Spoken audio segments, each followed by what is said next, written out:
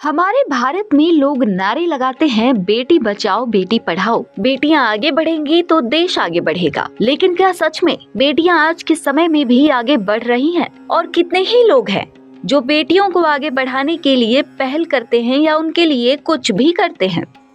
Try संस्था ने ये कदम उठाया है और बेटियों को आगे बढ़ाने के लिए, उनके बेहतर स्वास्थ्य के लिए इस दिशा में कदम बढ़ाया है। ट्राई संस्था एवं एजिस फेडरल लाइफ इंश्योरेंस के तत्वाधान में वेलफेयर अस्पताल तिगरा रातू रांची में किशोरियों के पोषण, स्वच्छता और स्वास्थ्य विषय पर एक दिवसीय कार्यशाला आयोजित की गई। तत्पश्चात अतिथि के द्वारा आगंतुकों को संबोधित किया गया, जिसमें एजिस फेडरल लाइफ इंश्योरेंस के किदवई ने लड़कियों को शिक्षा, जागरूकता और विकास के माध्यम से एक स्वस्थ, आत्मविश्वासी और स्वतंत्र पीढ़ी बनाने के लक्ष्य के बारे में बात की। कार्यशाला में 100 किशोरियों को पोषण एवं स्वच्छता किट का वितरण किया गया। स्वच्छता किट में आवश्यक वस्तुएं जैसे सैनिटरी नैपकिन, साबुन और खाद्य पैकेट में पौष्टिक खाद्य पदार्थ जैसे चना, गुड़, सूखे मेवे, सोयाबीन, सत्तू आदि का वितरण किया गया। कार्यशाला के अंत में नुक्कड़ नाटक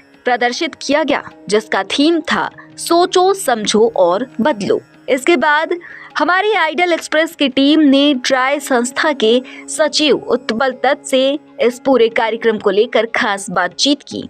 देखिए उन्होंने क्या कुछ कहा। जी नमस्कार। आज का जो कार्यक्रम था वह किशोरियों के कल्याण हेतु एक दिवसीय कार्यशाला रखा गया था, जिसमें एजीएस फेडरल ने हमें फिनेंशियल सहयोग दिया है सीएसआर रणनीति के तहत। और यह कार्यशाला झारखंड के 2 जिलों में मुख्य रूप से किए गए हैं, देवघर और रांची। तो ये जिला स्तरीय कार्यशाला था, जिसमें किशोरियों के कल्याण हेतु अलग अलग मुद्दों पर हम लोगों ने बात किया। किन किन मुद्दों पर?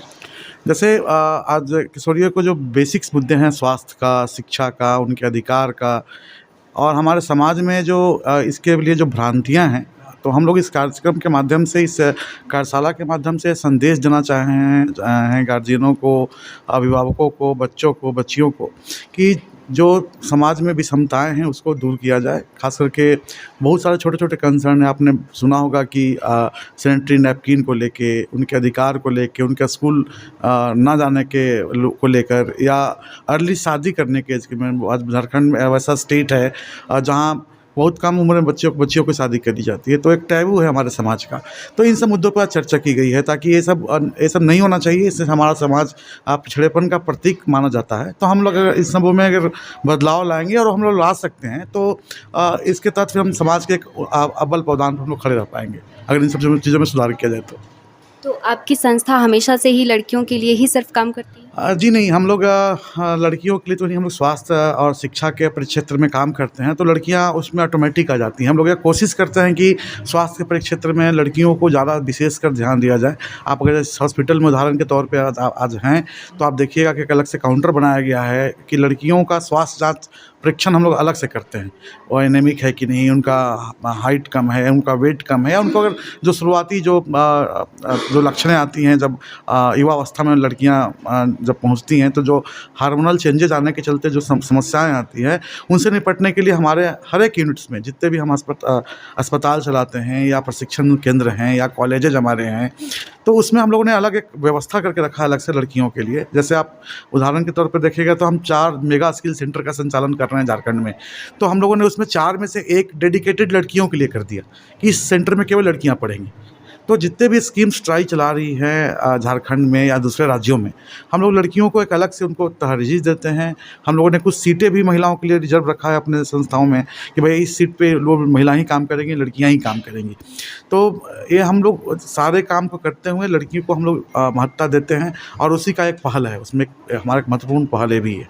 जैसा कि आपने बताया कि लड़कियों के लिए जो हेल्थ कैंप लगा है, जो चेकअप चल रहा है, तो उसमें काफ़ी ज़्यादा ऐसा देखा जाता है कि ग्रामीण क्षेत्रों में विशेषकर कुपोषण बहुत ज़्यादा देखा जाता है। तो उसके लिए फिर उस फील्ड में लड़कियों के लिए आप क्या करें? देखिए, कुपोषण एक डेटा है भारत सरकार का, मिनिस्ट्री ऑफ ट्राइबल अफेयर्स का, कि झारखंड कुपोषण में, खास करके लड़कियों के कुपोषण में, जो आदिवासी लड़कियां हैं वो मतलब निचले पावदान पे से 1 to 3 में है। ये बहुत शर्मनाक बात है। और हम लोगों ने आप देखी होंगे कि आज एजीएस फेडरल के माध्यम से कुपोषण वाले तत्व, जो कुपोषण से निपटने वाले विटामिन्स जो आसपास के समाज में उपलब्ध हैं, उससे हम कैसे कुपोषण भगाएंगे, वही सब चीज़ देने का कोशिश किए गए हैं। जैसे आप किट में देखेंगे तो हम लोगों ने गुड़ दिया है, तो गुड़ आज के हमारे समाज में सब जगह उपलब्ध है। काला चना दिया है, ये पोषक तत्व हैं, तो आयरन्स काफ़ी हैं इसमें। आयरन की कमी से मतलब काफ़ी बीमारियाँ होती हैं लड़कियों में, तो हम लोगों ने उसमें वो डाला है, मूँगफली डाला है, हम लोगों ने किशमिश डाला, हम लोगों ने बहुत ज़्यादा महंगी चीज़ें नहीं डाली। और ये बताने का कोशिश किया है कि वैसी चीज़ों का वो उपयोग करें जो समाज के और हमारे बीच में आसपास में उपजता हो, और उसमें भी वो पोषक तत्व हैं, लेकिन हमें जानकारी के अभाव में वो हम उसको नहीं खा पाते हैं। तो वो पोषक किट देने का केवल किट बांटना हमारा उद्देश्य नहीं है। किट बांटने के साथ साथ वो बच्चियों को समझाने का एक तरीका है कि ये सब चीज़ें आपके शरीर के लिए ज़रूरी है, पोषक तो बढ़ाता है। आप लोग ये, और आपके पास इजीली उपलब्ध है आप आसपास के दुकानों में, आपके गांव में, आपके घर में, आप इनका सेवन करें तो आप ज़्यादा से ज़्यादा स्वस्थ रख सकेंगे, ताकि जब स्वस्थ रहेंगे तभी आप आगे बढ़ेंगे।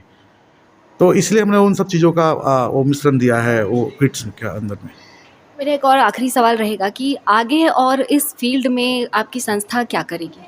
देखिए, अभी आपने अगर आप पूरे कार्यशाला में आपने सुना, सरकार भी कई एक स्कीम चला रही है। एजीएस फेडरल ने भी बोला है कि हम झारखंड के 2 ही ज़िले नहीं बल्कि आने वाले 2400 ज़िलों में हम इस तरह के कार्यक्रम चलाएंगे। और ट्राई संस्था ने भी अपने तरह से एक इनिशिएटिव लिया है।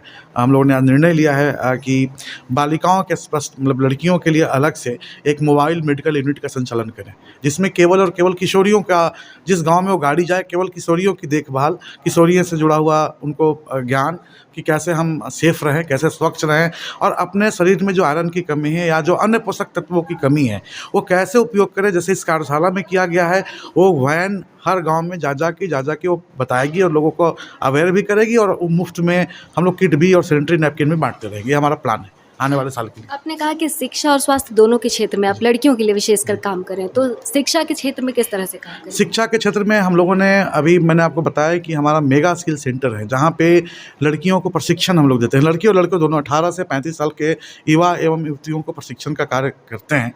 तो 4 सेंटर में से हम लोगों ने ओरमांझी का हमारा जो सेंटर है वो आवासीय ट्रेनिंग सेंटर है, वो हम लोगों ने लड़कियों को डेडिकेट कर दिया है कि इसमें केवल लड़कियां ही पढ़ेगी, शिक्षा लेंगी। स्किल्स में उनमें क्या सिखाया जाता है? हाँ जी, बिल्कुल। आप जैसे उसमें हम लोगों ने स्किल्स में वो कंप्लीट सब फ्री प्रोग्राम है बच्चियों के लिए। बाहरता यही है कि वो मैट्रिक पास हों और झारखंड की युवती हो, बस इतना ही हमको अर्हता है। तो बाकी उनका रहना, खाना, पढ़ाई, ट्रेनिंग और सब मुफ्त, परीक्षा भी मुफ्त, और उनका जॉब भी दिलवाना भी हमारी ही जिम्मेवारी बनती है। हाँ, प्रशिक्षण का जो ट्रेड है मैं उसी पे आता हूँ। जैसे हम लोग वहाँ पे ब्यूटिशियन का ट्रेड पढ़ा रहे हैं, वो 3 महीने का कोर्स है। वहाँ पे हम लोगों ने swing machine operator, industrial swing machine operator की पढ़ाई पढ़ा रहे हैं।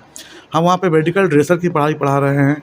हम वहाँ पे जनरल ड्यूटी असिस्टेंट की पढ़ाई पढ़ा रहे हैं, और वहाँ पे हम फिजियोथेरेपी की पढ़ाई पढ़ा रहे हैं। लड़कियों से जुड़े हुए सब कोर्सेज हैं जिसमें लड़कियाँ आसानी से एडमिशन मिलता है, और वो अपना ट्रेनिंग लेके, सर्टिफिकेशन लेके या तो जॉब करती हैं, मैंने कंपनियों के साथ टाई अप भी कर रखा है, या वो स्वयं का रोजगार खोल लेती है। तो इस तरह से हम लड़कियों को शिक्षा के माध्यम से अलग उनके लिए व्यवस्था की हैं।